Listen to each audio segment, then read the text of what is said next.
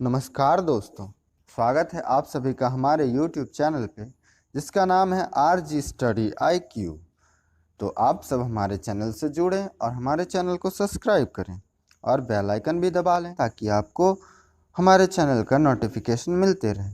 तो चलिए, हम लोग प्राचीन इतिहास के बारे में पढ़ रहे थे, तो हम लोग उसके 8 पार्ट को देख लिए हैं। तो आज उसका 9वां पार्ट है। तो इसमें बहुत ही अच्छे अच्छे क्वेश्चन मिलेंगे आपको और डिटेल के साथ मिलेंगे। तो आप हमारे चैनल से जुड़े। 121 नंबर क्वेश्चन से, कादम्बरी किसने लिखी? कादम्बरी किसने लिखी? तो कादम्बरी किसने लिखी? तो इसका ऑप्शन हो जाएगा सी, बाणभट्ट ने लिखी। किसने लिखी? तो बाणभट्ट ने लिखी। तो चलिए हम लोग देख लेते हैं बच्चों, इसके बारे में थोड़ा सा डिटेल पढ़ लेते हैं कि कादम्बरी क्या था। तो कादम्बरी की रचना बाणभट्ट ने की और बाणभट्ट हर्षवर्धन के दरबारी कवि थे। बाणभट्ट कौन थे? तो हर्षवर्धन के दरबारी कवि थे। हर एक एग्जाम में कभी ना कभी पूछा जाता है कि बाणभट्ट कौन थे, तो हर्षवर्धन कौन था, है ना।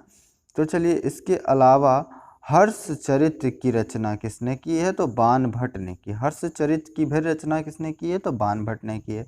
तो ये सब क्वेश्चन आपको एक क्वेश्चन में 2-3 क्वेश्चन कवर होता है। तो आप हमारे वीडियो को ज़रूर से ज़रूर देखें ताकि आपको एग्ज़ाम में हेल्पफुल हो सके। चलिए 122 नंबर क्वेश्चन।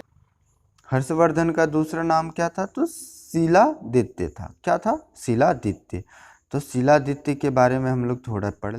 हर्षवर्धन पुष्पभूति वंश और वर्धन वंश, यानी वर्धन वंश और पुष्पभूति वंश दोनों एक ही वंश के हैं ना, तो राजा था।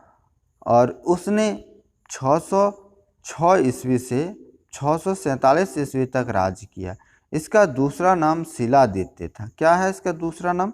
तो हर्षवर्धन का दूसरा नाम शिलादित्य है। इसमें देखिए कितना क्वेश्चन कवर हो जाता है। एक क्वेश्चन ये हो गया कि शिलादित्य किसको को बोला जाता है? तो हर्षवर्धन को बोला जाता है। हर्षवर्धन कहाँ का राजा था? तो वर्धन वंश का। और पुष्पभूति वंश का। और वो किसने कब से कब तक राज किया? तो वो भी। इसमें 3 क्वेश्चन देखिए आपको एक अच्छे ढंग से और अच्छे वे में कंप्लीट हो गया। तो चलिए आप हमारे वीडियो को देखें और याद भी हो जाएगा। हम इसलिए दोबारा दोहराते रहते हैं ताकि आपको याद हो जाए। तो चलिए देख लेते हैं हर्षवर्धन द्वारा लिखे गए नाटक कौन कौन से हैं। तो हर्षवर्धन के द्वारा लिखे गए नाटक कौन कौन से हैं? तो उसने बहुत सारे नाटक लिखे थे। तो इसमें इसका ऑप्शन हो जाएगा उपरोक्त सभी, यानी डी। एक नागनाद, रत्नावली और प्रियदर्शिका, ये तीनों उसने ही लिखे थे। किसने? तो हर्षवर्धन ने लिखे थे और ये तीनों नाटक थे। तो हम लोग चलिए, वर्धन वंश का राजा था जो प्रभाकर वर्धन का पुत्र था। किसका? हर्षवर्धन के पिता का नाम क्या था? तो प्रभाकर वर्धन था। उसने 606 ईस्वी से 647 ईस्वी तक राज्य किया। उसके 3 प्रमुख नाटक हैं, एक नागनाद, रत्नावली और प्रियदर्शिका, है ना। तो चलिए, आप इतने अच्छे से आपको क्वेश्चन डिटेल में कहीं भी नहीं मिलेगा। तो चलिए आप देख लीजिए, हमारे वीडियो को देखें और हमारे चैनल को ज़रूर से ज़रूर सब्सक्राइब करें। और अगर वीडियो अच्छा लगे तो आप हमारे वीडियो में कमेंट करें और लाइक करें और शेयर करें। चलिए तो देख लेते हैं 24 नंबर क्वेश्चन क्या है। 124 नंबर, हर्षवर्धन के समय कौन सा चीनी यात्री भारत आए? ये तो बहुत ही इंपॉर्टेंट क्वेश्चन है, ये हर एक एग्ज़ाम में पूछा ही जाता है। तो चलिए, हर्षवर्धन हर्षवर्धन के समय में कौन सा चीनी यात्री आया था? तो इसका नाम था हेनसांग। क्या था? हेनसांग। हेनसांग कहाँ का था? तो चीन का था। तो चलिए हम लोग हेनसांग के बारे में। तो हेनसांग एक चीनी यात्री था जो हर्ष के समय भारत आया था। जो हर्ष या हर्षवर्धन के समय में भारत आया, वो यहाँ गौतम बुद्ध की शिक्षाओं का अध्ययन करने के लिए आया था। उन्होंने नालंदा विश्वविद्यालय में पहले छात्र की, फिर शिक्षक के रूप में कार्य किया। पहले नालंदा विश्वविद्यालय में वो पढ़ा और वहीं पे वो शिक्षक बन गया। कौन? तो हेनसांग। और हेनसांग कहाँ का था? तो चीन का था। और वो कब आया था? तो हर्षवर्धन के काल में आया था। और वो क्या यहाँ पे क्यों आया था? तो गौतम बुद्ध की शिक्षाओं का अध्ययन करने आया था। तो चलिए हम लोग पढ़ लेते हैं 125 नंबर क्वेश्चन। आपको इतने अच्छे ढंग से याद हो जाएगा ना अब क्वेश्चन, तो आप बार बार मेरा वीडियो देखें और सारे वीडियो देखें, सब में एक जैसा ही समझाया गया है। तो चलिए हम लोग 125 नंबर क्वेश्चन देख लेते हैं। हर्षवर्धन को किस राजा ने हराया? हाँ, ये देखिए बहुत ही इंपॉर्टेंट क्वेश्चन है। हर्षवर्धन को किस राजा ने हराया? तो हर्षवर्धन को पुलकेशिन द्वितीय ने हराया। किसने हराया? तो पुलकेशिन द्वितीय ने। किसने हराया बच्चों? पुलकेशिन द्वितीय ने। तो चलिए देख लीजिए, बहुत ही अच्छा क्वेश्चन है। हर्षवर्धन के समय उत्तर भारत जीत लिया। हर्षवर्धन ने समस्त उत्तर भारत जीत लिया। क्या किया? तो हर्षवर्धन ने समस्त उत्तर भारत को जीत लिया। इसके बाद उसने दक्षिण की ओर कूच किया। मतलब जब उत्तर भारत जीत लिया तो दक्षिण की ओर जब जाने लगा कि सोचा कि दक्षिण भारत को भी जीतेंगे, तो उनका चालुक्य सम्राट पुलकेशिन द्वितीय से युद्ध हुआ। किसके साथ युद्ध हुआ? तो पुलकेशिन द्वितीय के साथ हुआ।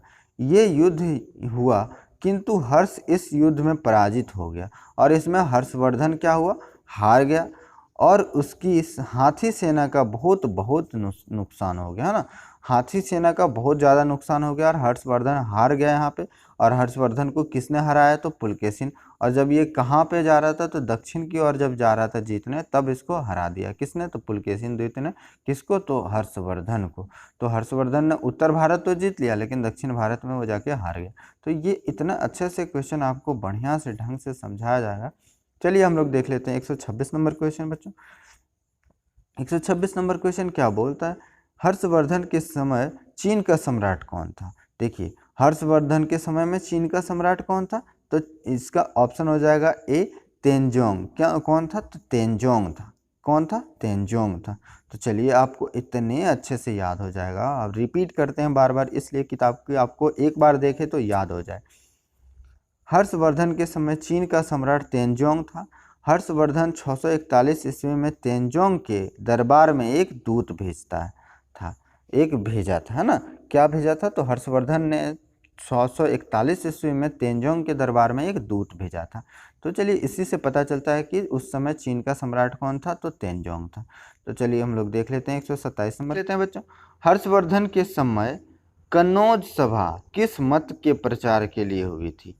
जो कन्नौज का सभा हुआ था हर्षवर्धन के समय में, वो किसके लिए हुआ था? तो इसमें महायान के प्रचार के लिए हुआ था। किसके लिए हुआ था?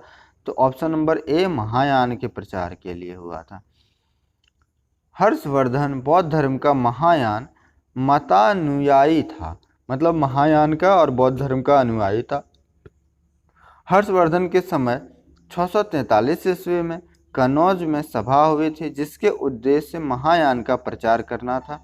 हालांकि हर्षवर्धन एक सहिष्णु सम्राट था, जो हिंदू, जैन और बौद्ध धर्म के सभी धर्म को आदर दे करते थे, है ना। जैसे हर्षवर्धन कौन था? तो सहिष्णु सम्राट था। सहिष्णु सम्राट था जिसमें हिंदू धर्म, जैन धर्म, बौद्ध धर्म, सभी धर्म का आदर किया जाता था। लेकिन जब कन्नौज में 643 ईस्वी में सभा हुआ, उसमें हर्षवर्धन ने महायान की ज़्यादा प्रचार किया। तो चलिए हम लोग पढ़ लेते हैं 128 नंबर क्वेश्चन। देख लीजिए बच्चों, नागनाद की रचना किसने की है? तो नागनाद की रचना किसने की? तो हर्षवर्धन ने। हम लोग वहाँ भी पढ़े थे, हर्षवर्धन के 3 ठो। तो नागनाद की रचना किसने की थी? तो हर्षवर्धन ने की थी। नागनाद प्रसिद्ध पुस्तक की रचना हर्षवर्धन ने की। हर्षवर्धन वर्धन वंश का राजा था और 600 ईस्वी से 647 ईस्वी तक उसने राज किया। हर्ष स्वयं एक विद्वान व्यक्ति था। हर्षवर्धन क्या था? एक स्वयं विद्वान व्यक्ति था। और नागनाद बौद्ध धर्म में काफ़ी प्रसिद्ध है। नागनाद जो है ना, बौद्ध धर्म के लिए लिखा गया है, तो ये बहुत ज़्यादा प्रसिद्ध है। तो चलिए हम लोग पढ़ लेते हैं 129 नंबर क्वेश्चन। आय होल अभिलेख किसने लिखा? आय होल अभिलेख किसने लिखा? तो रवि कीर्ति ने लिखा। किसने लिखा? तो इसका ऑप्शन हो जाएगा रवि कीर्ति। तो चलिए इसके देख लेते हैं। आय अभिलेख वातापी के राजा पुलकेशिन द्वितीय ने बनवाया। किसने बनवाया? तो पुलकेशिन द्वितीय ने बनवाया। यह जैन मतानुयायी था। उसने 610 ईस्वी से 642 ईस्वी तक राज्य किया। इस अभिलेख को रवि कीर्ति ने लिखा। यह संस्कृत भाषा में तथा कन्नड़ भाषा में भी। इसमें कालिदास और भैरवी का जिक्र किया गया है ना। तो हम लोग चलिए देखते हैं, इसके बारे में थोड़ा जान लेते हैं अच्छे से। तो पुलकेशिन द्वितीय कहाँ आय अभिलेख जो था वो वातापी के राजा पुलकेशिन द्वितीय ने लिखा और यह जैन धर्म का मतानुयायी था। इसने 610 ईस्वी में से 642 ईस्वी तक राज्य किया। इस अभिलेख को रवि कीर्ति ने लिखा और ये पहले संस्कृत भाषा में था और उसके बाद उन्होंने कन्नड़ भाषा में लिखा भी था और उसमें मतलब संस्कृत भाषा के साथ साथ कन्नड़ भाषा में था, और इसमें कालिदास और भैरवी का भी जिक्र किया गया है। तो चलिए 130 नंबर क्वेश्चन देख लेते हैं हम लोग। चालुक्य वंश की स्थापना किसने की? तो ये हमारा आखिरी क्वेश्चन है। तो चालुक्य वंश की स्थापना किसने की? तो चालुक्य वंश की स्थापना पुलकेशिन प्रथम ने की है। किसने की? पुलकेशिन प्रथम ने की है। तो पुलकेशिन प्रथम ने किया था। और ये वातापी के चालुक्य वंश की स्थापना पुलकेशिन प्रथम ने की, और वातापी आधुनिक बादामी को अपनी राजधानी बनाया।